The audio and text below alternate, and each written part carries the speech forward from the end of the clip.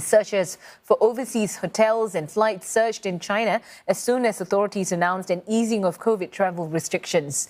Many Chinese say they are looking forward to traveling out of the country again, but one travel platform tells CNA it's possible that business could only return to pre-pandemic levels in the middle of the year. Olivia Siong reports. Travel had been a way of life for 39-year-old blogger Liu Wenwen. The Wuhan native used to visit more than 10 countries each year, creating travel-related content full-time. But all that came to a halt when the COVID-19 pandemic hit 3 years ago. 作为旅游博主，真的很恐慌，就觉得这个疫情会持续多久，我们是一个问号。然后我们不能出境游，我们能干嘛？我们的工作是不是就这样完结了？ Ms. Liu instead decided to diversify her content, tapping into the domestic travel and lifestyle market while waiting for China to reopen. So it was welcome news when authorities announced at the end of last year it would be scrapping quarantine for inbound travelers and relaxing other restrictions from January 8. But besides looking forward to traveling for work again, it's also personal. Ms. Liu's top priority includes visiting Toronto and meeting her Canadian husband's loved ones in person for the first time. It'll also be the first time in 3 years since her Chinese-born husband's been back. 这3年的话呢，我比较担心的就是说，万一我离开了中国之后，我再入境的话就比较困难，因为我的父母他们在中国，他们也需要人照顾。 But the newlyweds are in no rush and are likely only to travel after the Spring Festival at the end of this month. 就是现在家里的老年人都感染了，所以说我们其实还想回去陪一下老年人。包括就是说现在其实我觉得奥密克戎这个其实还不是很明朗化，包括变异毒株啊什么的。我们现在这么多人感染，后续会是什么样子？我们都还想再等1个月，等一下这个疫情的这种变化的趋势明朗了，我们可能出国更放心。 A view echoed by other Chinese we spoke to.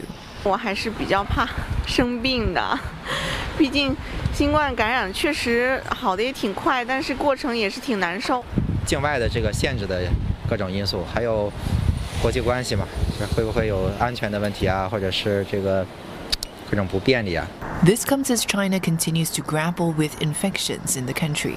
China's abrupt U-turn and relaxation of its strict zero-COVID measures came as a surprise to many we have spoken to here. This has led to the virus sweeping across the country, with many falling ill and some estimates suggesting that millions could be infected every day. This has led to anxiety in some countries like the US, Japan and Italy, whose governments have moved to impose testing requirements on Chinese travelers. Beijing has denounced these measures, calling them unscientific or excessive, and has threatened to take countermeasures. But the WHO chief has said such measures were understandable in view of China's lack of transparency over its COVID data. Given the uncertainties and inconveniences, Jane Sun, the CEO of China's largest online travel platform Trip.com Group, tells CNA that Chinese travelers are likely to pick destinations without COVID requirements to travel to first. She also says it could take some time for travel providers globally to ramp up to pre-pandemic levels. Airlines need to increase the travel routes back to 2019 level. Hotels need to open up as many rooms as possible.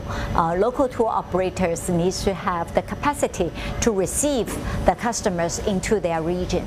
So we expect 2023, the first half of the year, will still be in a transition period.